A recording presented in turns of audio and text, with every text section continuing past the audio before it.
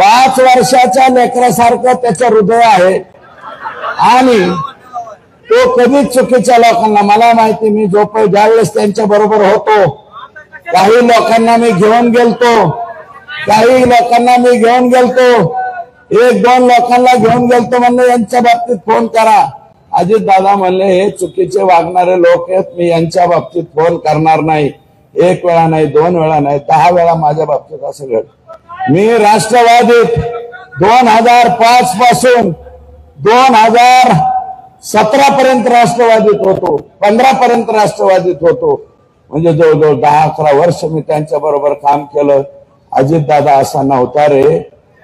अजित दादा तुझ्या पाया पडतो, तुझं काय अडकलं रे ह्यांच्यापाशी,